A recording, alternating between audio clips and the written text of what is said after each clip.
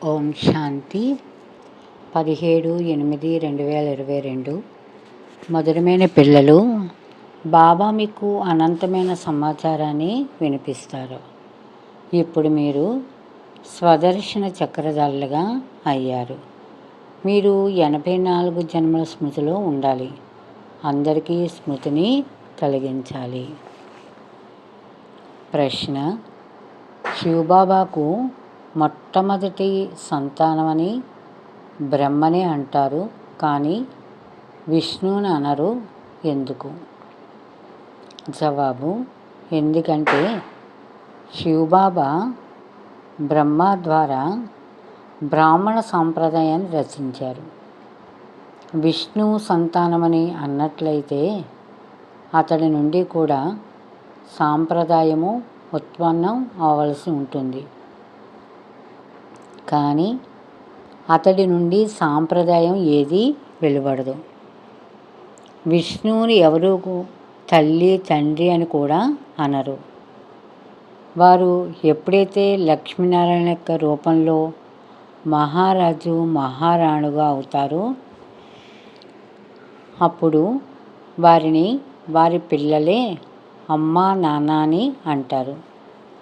బ్రహ్మ ద్వారా బ్రాహ్మణ సాంప్రదాయం ఉత్పన్నం అవుతుంది. పాట: నీవే తల్లివి తండ్రివి. ఓం శాంతి. బాబా కూర్చుని పిల్లలకు అర్థం చేయిస్తారు. ఈ విధంగా గురు గోసాయిలు ఎవరు తాము తండ్రిగా కూర్చుని పిల్లలకు అర్థం చేయిస్తున్నాము అని అనజాలరు. తండ్రి పిల్లలకు ఏం అర్థం చేయిస్తారు? వీరు ఏ తండ్రి? ఇది కేవలం మీకు మాత్రమే తెలుసు. ఇంకే సత్సాంగత్యంలోనూ ఈ విధంగా అనజాలరు. సాయిబాబా, మెహర్ బాబా అని అంటారు, కానీ వారు ఏమీ అర్థం చేసుకోరు. వీరు అనంతమైన తండ్రి అని మీకు తెలుసు. వీరు అనంతమైన సమాచారాన్ని వినిపిస్తారు. ఒకటేమో హద్దులోని సమాచారం, ఇంకొకటి అనంతమైన సమాచారం. దీని గురించి ఈ ప్రపంచంలో ఎవరికీ తెలియదు. మీకు అనంతమైన సమాచారాన్ని వినిపిస్తాను, కావున మీ బుద్ధిలోకి సృష్టి ఆది మధ్యాంత జ్ఞానం వచ్చేస్తుందని బాబా అంటారు.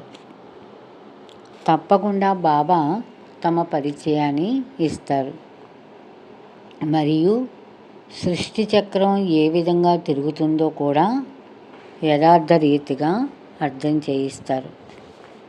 దానిని అర్థం చేసుకొని మన ఇతరులకు అర్థం చేయిస్తాం.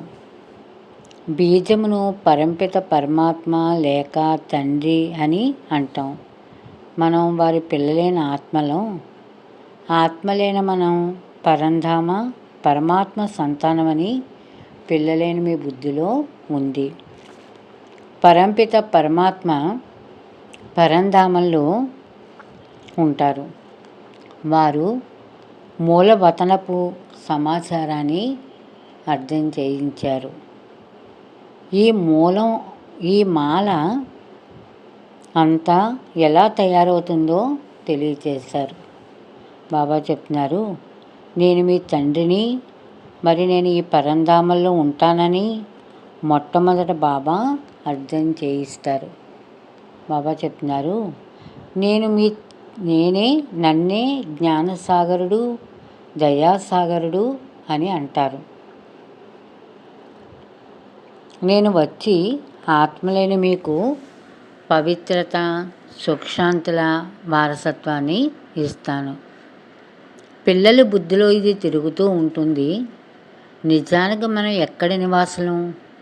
ఆత్మలైన మనందరం కూడా పాత్ర అభినయించాలి. ఈ పాత్ర రహస్యాన్ని ఎవరు అర్థం చేసుకోరు.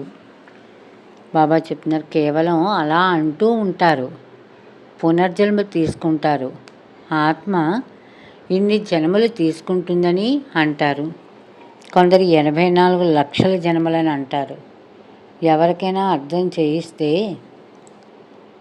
84 జన్మలు అన్నది సరైందని అర్థం చేసుకుంటారు. 84 జన్మలు ఎలా తీసుకుంటారో బుద్ధిలో ఉండాలి. బాబా చెప్తున్నారు, తప్పకుండా మనం సతో ప్రధానంగా ఉండేవారం, మళ్ళీ సతో రజో తమోలోకి వచ్చాము. ఇప్పుడు మళ్ళీ సంగమేగంలో మనం సతో ప్రధానంగా అవుతున్నాం. బాబా చెప్తున్నారు, ఈ విషయం తప్పకుండా పిల్లలేని మీ బుద్ధిలోనే ఉంటుంది. కావున మిమ్మల్ని స్వదర్శన చక్రధారులు అని పిలవడం జరుగుతుంది. బాబా చెప్తున్నారు, ఈ విషయాలు చాలా సహజమైనవి. వృద్ధమాతలు కూడా వీటిని బాగా అర్థం చేయించగలరు. తప్పకుండా మనం 84 జన్మలు తీసుకున్నాం. ఇంకే ఇతర ధర్మాల వారు 84 జన్మలు తీసుకోరు. ఇప్పుడు మనం బ్రాహ్మణులము, మళ్ళీ మనం దేవత, క్షత్రియ, వైశ్య, శూద్రులుగా అవుతామని కూడా అర్థం చేయించవలసి ఉంటుంది. ఉన్నతమైన వారు శివబాబా. బాబా చెప్తున్నారు, ఇది మీ బుద్ధిలో ఉంది. మనం ఈ విధంగా పునర్జన్మలు తీసుకుంటాము. పునర్జన్మలు తప్పకుండా అంగీకరించవలసి ఉంటుంది. ఇప్పుడు మీకు మీ 84 జన్మల పాత్ర స్మృతి కలిగింది. బాబా చెప్తున్నారు, వృద్ధమాతలు కూడా ఇవి అర్థం చేసుకోవడం చాలా సహజం. బాబా ఏం చెప్తున్నారు? బాబా చెప్పే జ్ఞానం వృద్ధమాతలు కూడా అర్థం చేసుకోవడం చాలా సహజము అంటున్నారు బాబా. బాబా చెప్తున్నారు,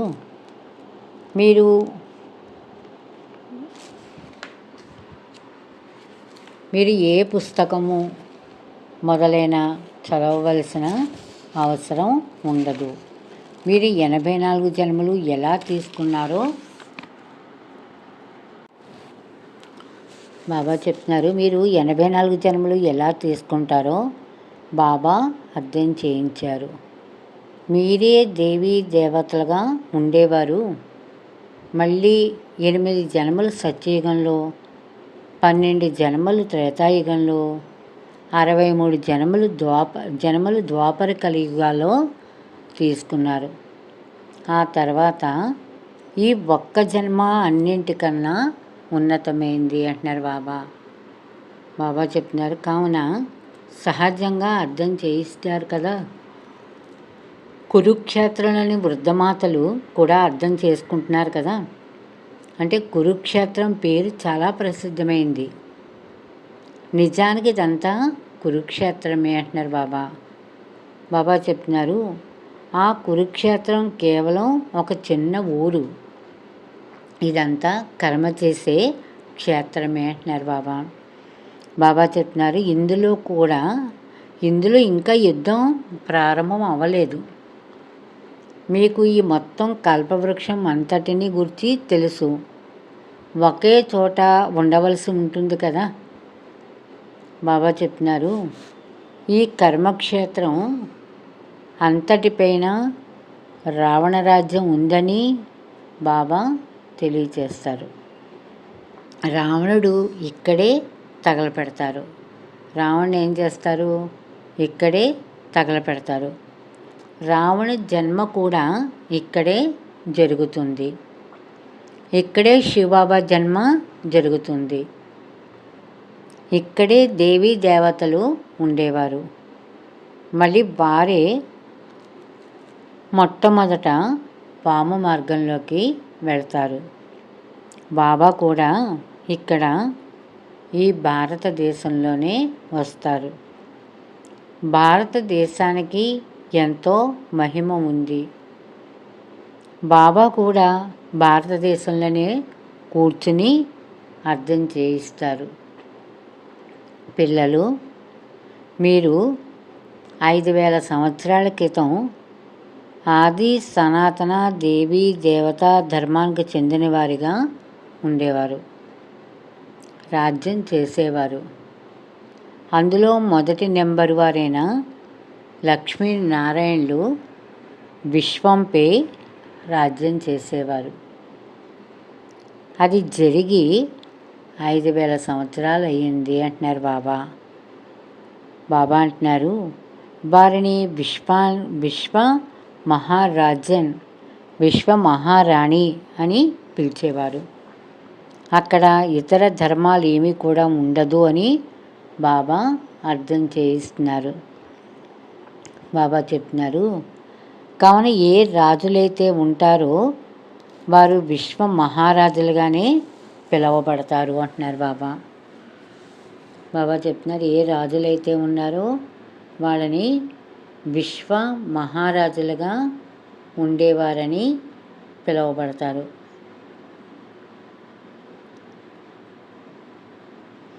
ఆ తర్వాత మీరు పలానా ఊరికి రాజులు, వారు పలానా ఊరికి రాజులని పిలువబడతారు. మనం విశ్వరాజ్యాన్ని తీసుకుంటామని మీకు తెలుసు. బాబా అంటున్నారు, మీరు యమునా నది తీరంలో రాజ్యం చేశారని బాబా అర్థం చేయించారు. కావున 4 యుగాలు మరి 4 వర్ణాలు ఉన్నాయని బుద్ధిలో గుర్తుంచుకోవాలి. ఆ తర్వాత 5వది ఈ లీప్ యుగము అంటున్నారు బాబా. బాబా చెప్తున్నారు, దీని గురించి ఎవరికి కూడా, ఈ లీప్ యుగం అంటే ఈ చిన్న యుగం గురించి ఎవరికి కూడా తెలియదు అంటున్నారు బాబా. బాబా చెప్తున్నారు, ముఖ్యమైనది బ్రాహ్మణ ధర్మం. వారే బ్రహ్మ ముఖవంశావళి బ్రాహ్మణులు. బ్రాహ్మణులు ఎప్పుడు వచ్చారు? తప్పకుండా ఎక్కడైతే తండ్రి సృష్టిని రచించారో అప్పుడు మొదట బ్రాహ్మణులు కావాలి. వారు నేరుగా బ్రహ్మ ముఖవంశావళులు. బ్రహ్మ శివబాబాకు మొదటి సంతానం. విష్ణువు కూడా సంతానమని, విష్ణువుని కూడా సంతానం అని అంటారా? అలా అనరు అంటున్నారు బాబా.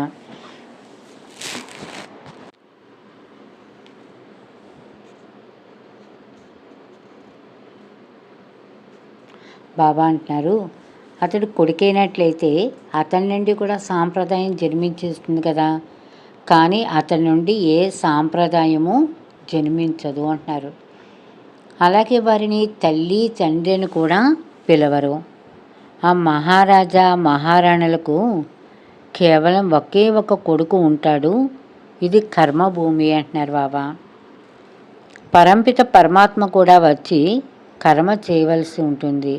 లేకపోతే వారు వచ్చి ఏమీ చేసిన కారణంగా వారికి ఇంత మహిమ జరుగుతోంది. బాబా అంటున్నారు, శివ జయంతి కూడా ఎంతో మహిమ చేయబడడం కూడా మీరు చూశారు.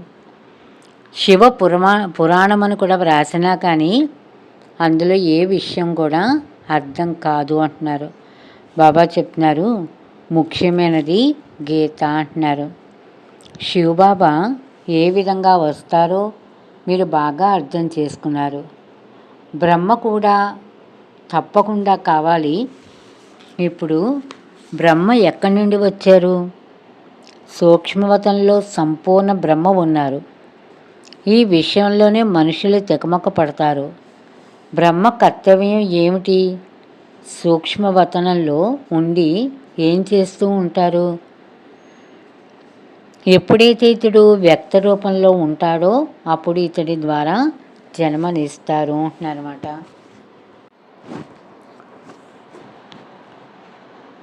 ఎప్పుడైతే ఇతడు వ్యక్త రూపంలో ఉంటాడో అప్పుడు ఇతడి ద్వారా జ్ఞానాన్ని ఇస్తాను.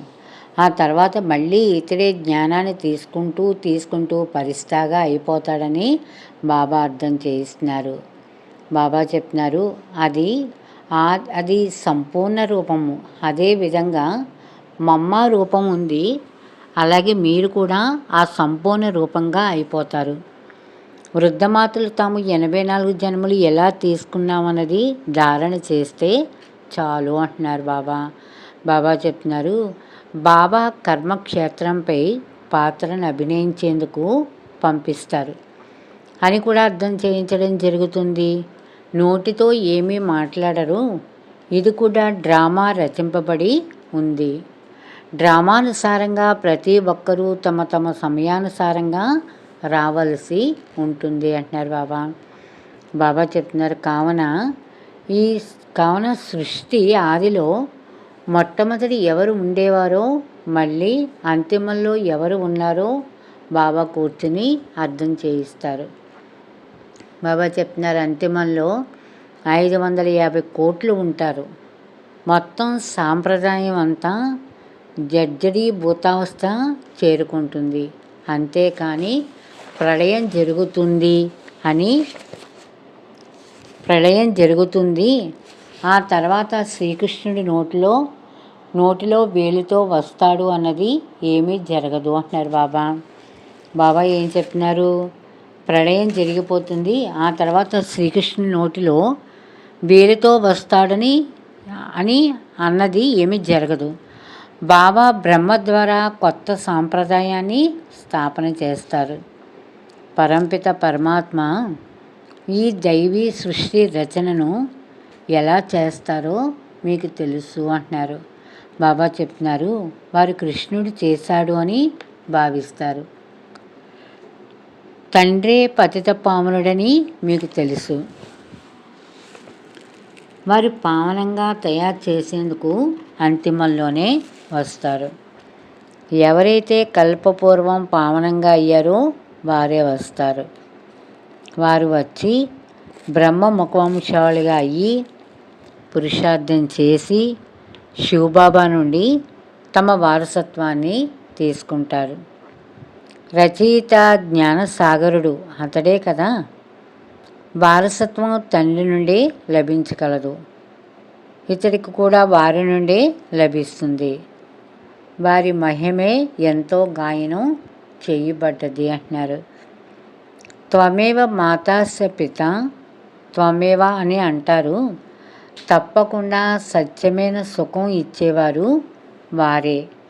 ఇది కూడా మీకు తెలుసు అంటున్నారు బాబా. బాబా చెప్తున్నారు, ఇది ప్రపంచానికి తెలియదు. ఎక్కడైతే రావణరాజ్యం ప్రారంభమవుతుందో అప్పుడే దుఃఖం ప్రారంభమవుతుంది. రావణుడు బుద్ధిహీనులుగా తయారు చేశాడు.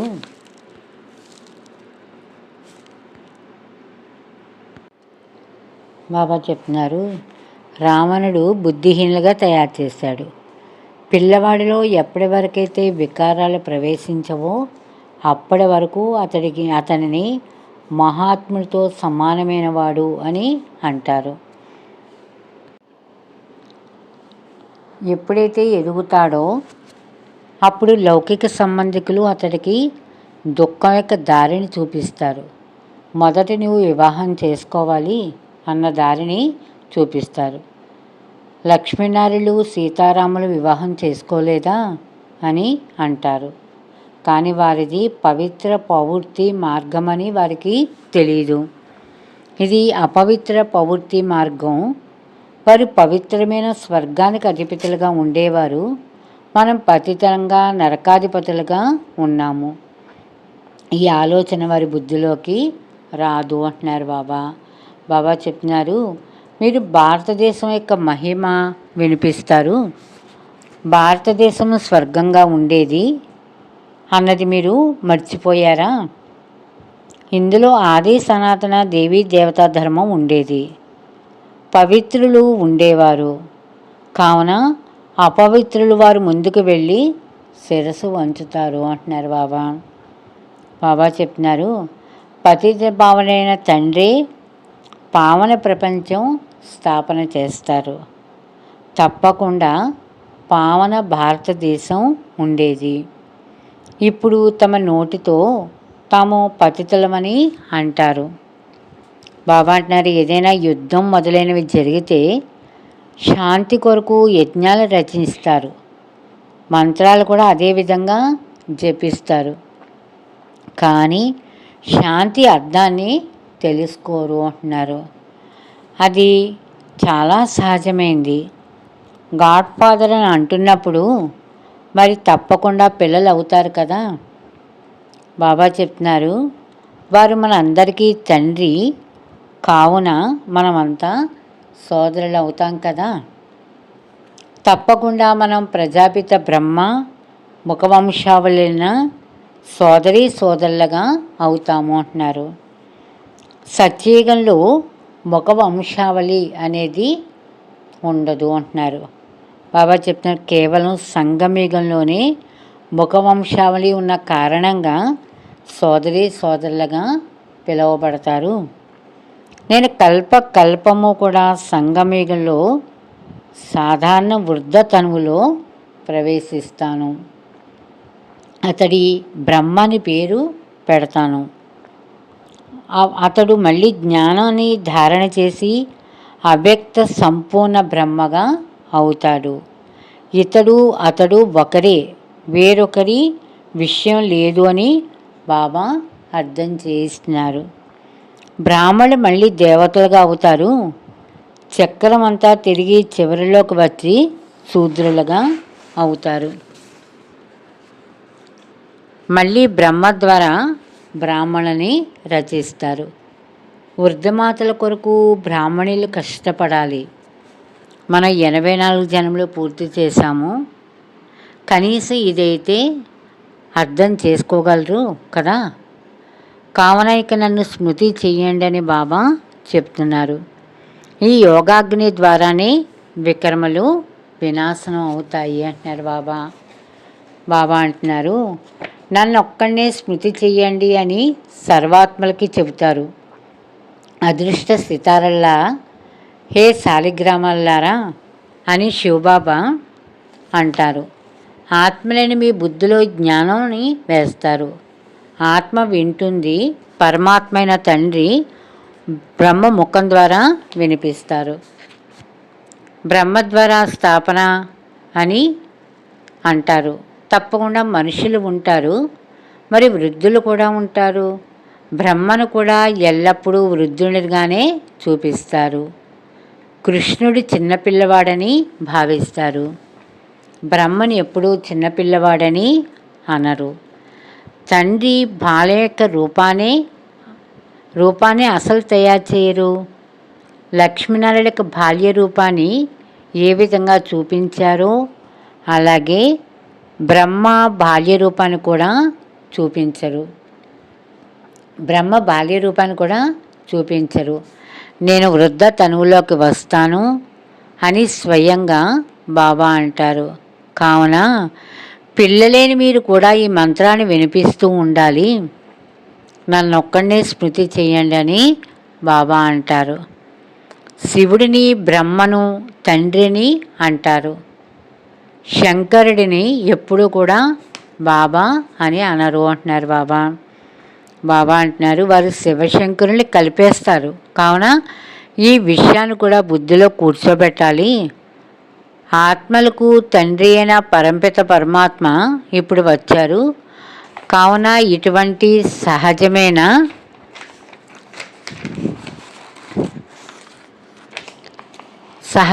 విషయాలు వృద్ధమాతలు కూడా అర్థం చేయించాలి.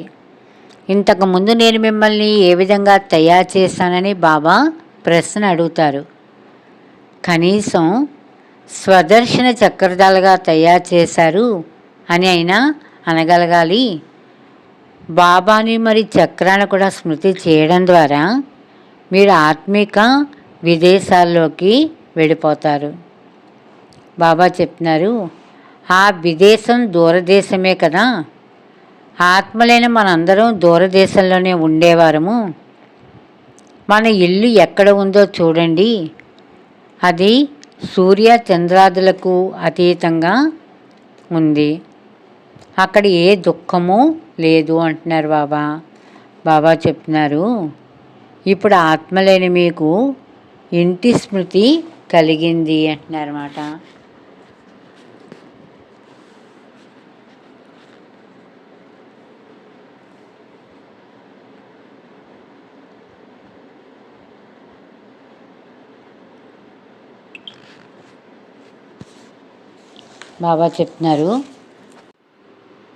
బాబా చెప్తున్నారు ఇప్పుడు మీకు ఆత్మలేని మీకు ఇంటి స్మృతి కలిగింది కదా. అక్కడ మనం అశరీరులుగా ఉండేవారం, శరీరం లేదు. ఈ సంతోషం ఉండాలి. ఇప్పుడు మనం మన ఇంటికి వెళతాం. బాబా ఇల్లు మన ఇల్లు. నన్ను స్మృతి చెయ్యండి మరియు మన ముక్తిధామాన్ని స్మృతి చెయ్యండి అని బాబా అంటారు. బాబా చెప్తున్నారు, విజ్ఞాన గర్వం కలవారికి పరమాత్మ గురించి ఏమాత్రమూ తెలియదు. వారి చెవుల్లో కూడా శివబాబాను స్మృతి చెయ్యాలనే విషయం ఎంతో కొంత పడుతూ ఉండాలి అని బాబాకు వారిపై దయ కలుగుతుంది. వారి దేహాభిమానం తొలగిపోవాలి అంటున్నారన్నమాట బాబా. బాబా అంటున్నారు, మళ్ళీ నారాయణగా తయారయ్యేందుకు ఇది సత్యనారాయణ యొక్క కథ అంటున్నారన్నమాట. సత్యమైన తండ్రి స్మృతి చేసినట్లయితే సత్యఖండానికి అధిపతులుగా అయిపోతారు. సత్యమైన బాబా స్వర్గస్థాపన చేస్తారు అంటున్నారు. ఇతర సత్సంగత్యాల నుండి బుద్ధి యోగాన్ని తొలగించండి అని వారు అంటారు. బాబా చెప్తున్నారు, 8 గంటలు ప్రభుత్వ ఉద్యోగం చేస్తారు. దానికన్నా ఇది ఉన్నతమైన సంపాదన అంటున్నారు బాబా. ఎక్కడికి వెళ్ళినా సరే మీ బుద్ధిలో ఈ విషయాన్ని గుర్తు చేసుకుంటూ ఉండాలి. మీరు కర్మయోగులు. బాబా ఎంత సహజంగా అర్థం చేయిస్తారు.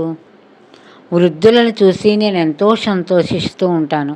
ఎందుకంటే వారు నా సహచరులు కదా అంటున్నారు బాబా. బాబా అంటున్నారు, నేను అధిపతిగా అయ్యి నా సహచరుల్ని అలా అవ్వకపోతే అది కూడా సరైనది కాదు కదా.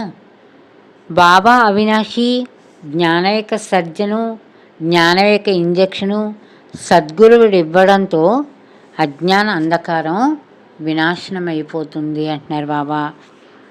బాబా చెప్తున్నారు, మీ అజ్ఞానం దూరం అయిపోయింది, మీ బుద్ధిలోకి జ్ఞానం వచ్చింది అంటున్నారు. అన్నింటినీ తెలుసుకున్నారు కదా. అచ్చా, ఓం శాంతి. మధురాతి మధురమైన ఆత్మీక పిల్లలకు మాతాపిత బాప్దాదాల యొక్క ప్రియ స్మృతులు. మరి గుడ్ మార్నింగ్. ఆత్మీక పిల్లలకు ఆత్మీక తండ్రి నమస్తే. ధారణ కొరకు ముఖ్య సారం. ఉన్నతమైన సంపాదన చేసుకునేందుకు మీ బుద్ధి యోగాన్ని ఇతర సాంగత్యాల నుండి తొలగించి ఒక తండ్రితోటే జోడించాలి. సత్యమైన తండ్రి స్మృతి చేస్తూ సత్యఖండానికి అధిపతులుగా అవ్వాలి. 2వ పాయింట్, ఏ విధంగా బ్రహ్మబాబా జ్ఞానాన్ని ధారణ చేసి సంపూర్ణంగా అవుతారో అలాగే బాబా సమానంగా సంపూర్ణంగా అవ్వాలి. వరదానము, ఎడతెగని నిశ్చయం యొక్క ఆధారంపై విజయాన్ని అనుభవం చేసుకునే సదా హర్షిత మరియు నిశ్చింత భవ అంటున్నారు బాబా. నిశ్చయానికి గుర్తు మనస వాచ కర్మణ సంబంధ సంపర్కాలు ప్రతి విషయంలోనూ సహజ విజయులుగా ఉండడం. ఎక్కడ నిశ్చయం అఖండంగా ఉంటుందో అక్కడ విజయం యొక్క విధి మారదు అంటున్నారు బాబా. ఇటువంటి నిశ్చయ బుద్ధులే సదా హర్షితంగా మరియు నిశ్చింతంగా ఉంటారు. ఏ విషయంలోనూ ఇది ఏమిటి, ఎందుకు, ఎలా అని అనడం కూడా చింతకి గుర్తు అంటున్నారు బాబా. నిశ్చయబుద్ధి నిశ్చింత ఆత్మ యొక్క స్లోగను జరిగినదంతా మంచిదని, మంచే జరుగుతుంది. అటువంటి వారు చెడులో కూడా మంచిని అనుభవం చేసుకుంటారు. చింతన మాటతో కూడా అవిద్యగా ఉంటారు. స్లోగను, సదా ప్రసన్నచిత్తంగా ఉండాలంటే బుద్ధిరూపి కంప్యూటర్లో పులి స్టాప్ పెట్టండి అంటున్నారు బాబా. అచ్చా, ఓం శాంతి. మధురాతి మధురమైన ఆత్మీక తండ్రికి ఆత్మీక పిల్లల యొక్క ప్రియ స్మృతులు మరియు నమస్తే. ఓం శాంతి.